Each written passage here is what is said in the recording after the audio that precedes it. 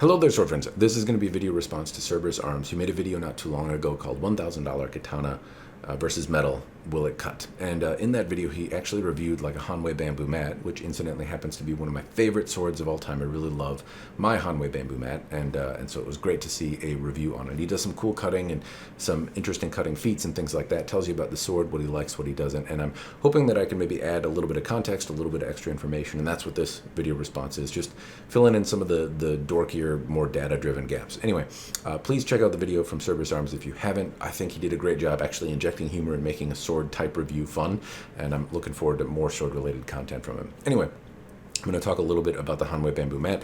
This is actually my Hanwei bamboo mat. It's one of my favorite swords. Mine has been bedazzled slightly. I've had it customized, so that's why it looks different. But the guts of the sword are effectively the Hanwei bamboo mat kind of production model that you saw featured in Cerberusarms' video, or at least one version of it. And I say one version because there's a lot of variation in swords from Hanwei. Not every manufacturer has the same amount of variation, but very often many of the Chinese katana makers tend to. My Hanwei bamboo mat, the blade alone is 9 ounces heavier than other Hanwei bamboo mats that are, at least one other Hanwei bamboo mat that I've tested. I've owned about 10 of them, and I happen to like the heavier one that I got first, and I've been trying to find a duplicate of it, and all of them tend to be a little bit lighter or a little more curvature, something that makes it not quite as special as the first one I've had. So it sounds like he got a little bit of a heavier one. Maybe his is similar to mine. It has a certain sense of magic to it, and I hope you enjoy it. Also, he noted that the sword is $1,000. That is probably the average. Cass Iberia, which is the kind of distributor for them in the U.S., sells them for $1,200, or at least that's the MSRP. But you can get them at Cult of Athena or an authorized distributor for around $860 if you can find them in stock, which they don't happen to be at the moment, but that would be kind of the less end of new retail from a trusted vendor. You can also sometimes find them for $500, $600 in the used market when they come up. They come up often enough. It's a pretty prolific sword. They've sold a lot of them, and they tend to be a lot of them out there. But anyway, those are our prices. $1,000 is certainly not false advertising, but I'm just letting you know if you happen to want one, you can get it cheaper, and I'll link Cult of Athena in the description down below. The other bit that he noted is that it's made out of a particular type of steel, which is a little different for mass production katanas. Very often they're made out of a more common steel versus an in-house proprietary steel. And I honestly don't know what this stuff is made out of, or even if it is a proprietary special type of steel, but I can say that my Hanwei bamboo mat has been a very robust, sturdy, good sword. I've left it out overnight when maybe I was drinking after cutting and forgot it out at a warm summer night outside the scabbard, and it didn't rust. I dropped it on the ground and left it there for a few hours. Didn't rust. It hasn't scratched particularly easily, and it's been very forgiving to many of the dumb cuts that I've put it through. So it does happen to be a good steel in terms of scratch resistance, edge retention, and rust resistance. It tends to do an overall pretty good job. I don't know how special it is, but I can say that it seems to give me less trouble than many of the other swords that I have. So there is some elements to the steel that they use and some of the things that I found actually useful over time. Now, the other bit that was noted is that the scabbard was poopy. It seemed like that's the part that Cerberusarms really liked the least. And there are some actual redeeming things to the scabbard. One, it's very thick. No argument that it is thicker than it could be. This is the second scabbard that I had made from it, and you can kind of see how it thins out, and it's not just a giant tube towards the end. The flip side of that is that it tends to be thicker in this area, which can protect your hand a little better. Often when you're drawing swords, it's very common for people to kind of torque on them a little early, and this is usually where your hand is while you're drawing it. So the thicker this part is, the safer theoretically it can be for not cutting through the meat of your hand on a bad draw. But it is thicker than it needs to be. The lacquer, however, is good. The kurigata is made out of nice horn. These little spacer fittings here are actually fixed in and not loosey-goosey. There's, it's not the greatest scabbard. My kojiri has popped off, but mine also doesn't rattle the same way the one did from Cerberusarms. So there's a lot of variation. They generally tend to make the blade and the fitting separate, and historically speaking, or I guess in the realm of making a true production or a custom katana, you would make the blade and then make all the fittings bespoke to that blade. You make the handle specific to that Nakago, that tang. You make the scabbard specific to that blade and habaki. And that's probably not how Hanwei is working. I would speculate that they are likely making the handles and making the scabbards and making the blades all at the same time to like a template, and then kind of sticking them together, and they probably have some tolerances that they have to work with, and that's probably why you're experiencing some of the rattle.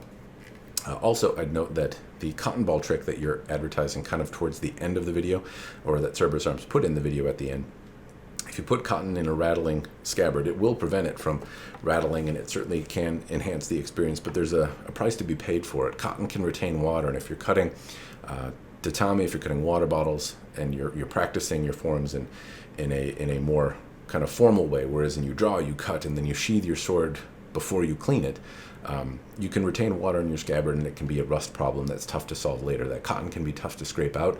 If you want to put something down the scabbard, I might recommend like a bubble wrap or a soft type of plastic coated in oil. They tend to be easier to scrape out if you need to, and they don't tend to retain water as much as a cotton substance would. Mold can be an issue. I haven't had mold. If you put cotton down there as well, you can like coat it in choji oil or some sort of oil, and that will help mitigate its water retention capability while still retaining some of the fluffy bits that allow it to not rattle. But anyway, just know if you just stuff cotton down the scabbard, you can kind of pay a price for it later by it retaining water. And if you leave your sword up on display for a couple months before you use it again, then you have, a big rust spot that comes out to greet you, and it can be a real bummer. Anyway, so know that about the scabbard. But I would agree that it's kind of a bummer that they're so thick. It's kind of a bummer as well that the handle can be as thick as it is. I like the Sageo choice that Cerberusarms made as well, the Hanwei Sageo. Some of them can be kind of flimsy. I don't recall the one that I got being flimsy, but then again, I usually replace them anyway. One other note, his kind of fell out. You can see that mine, I've never had to shim this one, does fall out. Now, it's common to have to shim it over time. This is a part that wears out if you're drawing and sheathing the sword. It's held by this bit of tension right here, and it's common to shim it or glue it or fix it or futz with it. It's kind of a maintenance thing that you might say on Japanese swords if you're using them in a traditional practitioner type sense. That said, no argument that it's poopy that a brand new $1,000 sword just kind of falls out straight out of the box, especially as loose as that one happened to be. Whole good news is it's not too terrible to fix, and generally speaking, Hanwei comes with a little cleaning kit that contains like a shim that you can put in there, and hopefully you'll be able to get the tightness around the habaki that you're looking for after doing that fix. One of the other notes was that the wrap was poopy. Now, this is redone, and that's because you're right, the wrap is poopy. I don't happen to generally like the Hanwei kind of larger, more robust handles. Some people really like them. I like a smaller handle. I happen to have kind of larger hands, and so it's surprising that a larger grip is something that I don't like, but I prefer kind of more Japanese-styled, smaller grips. That doesn't mean that they're bad, and I will say that I liked my original Hanwei bamboo mat, but after kind of redoing it with different fittings and putting a smaller grip on it, I found that it was the dynamics of the sword that I really, really liked, and having a grip that was a little more to my taste enhanced all the things that I liked about the sword and really made it sing to me kind of the same tune, but in a different key that I liked more, so to speak. So one suggestion I might have, if you have any work done on the sword, you can always have a new handle put fittings on it that are a little more slim, and get a handle that maybe doesn't irritate you as much, as well as maybe having a cleaner look with tighter ito and such. I really like the smaller grip, and it just brought out all my favorite characteristics about the sword were enhanced when I could actually hold on to it. It gave me a different sense of connection to the sword, and I certainly would highly advocate that if you like the sword as much as I do, that you consider doing that. Now, one other thing Cerberusarms noted is the blade. Now, mine has a much more subtle hamon. You probably can't see it in the light that I'm using here. It's the same kind of fiery looking hamon, but it doesn't have as heavy an etch, so it isn't as easy to see in any light. I'm really glad that he brought this up, because it isn't a hamon that you see in many patterns represented in the market today, and it's unfortunate because it's really, really cool looking. I have seen iterations from Huawei, which is not the phone company, but there's a sword company that bears a similar name, and I've seen some fiery types from them as well that even have kind of more cool jagged edges. But the bamboo mat and the lion dog have very similar hamons. Both of them are very bold, kind of flamey looking, and I think that they are really, really awesome hamons, and I'm glad that you showed them in the right light. It's tough to get that camera work down. He does a really good job of showing the hamon in the light, so you can't see it so much in mine. His has a more recent iteration under a heavier etch that really brings out that pattern, and I think as well that it's really, really cool. Now, the other thing I just want to do a couple notes on is the cutting. I've done some dumb cuts with this sword before, and I don't really have much to share with you there that is at least in the same type of video quality, but I have cut with this sword. I've done dumb things with it, and it's held an edge and done a good job. I really like the video work that Cerberusarms did. Cutting a single roll isn't necessarily challenging, though he's getting some pretty clean angles on most of his downward diagonal cuts, so good job there. Cutting with a dowel, though, it looks like you threw a couple bad cuts at it. The sword had an opportunity to bend and twist, and it didn't. That's a great sign. I've experienced similar bad cuts with my sword, and it also has maintained a kind of straight profile, hasn't twisted or bent, and hasn't dulled significantly. I haven't had to sharpen it since I got it, which is kind of rare, especially given how much I've used the sword. It's certainly due at this point, but I haven't had to do it. It still can cut, though it frankly could use a sharpening now. The other bit, though, is that after cutting through the dowels, it looked like you cut through aluminum, and the video that you showed afterwards, and I'm talking to Cerberusarms here, looked like there were two little slots on there that looked like cracks to me. And so this is where I just offer, or hopefully I'm wrong, hopefully they're not cracks and it's some sort of optical illusion or some sort of debris on the sword that made it look like a crack. But the way it was being held in the light, it looked like there were two little lines there that looked like cracks to me, and those can be extremely dangerous. I've had chunks of sword fly back at my face. It's not a fun thing to have that type of near-death experience.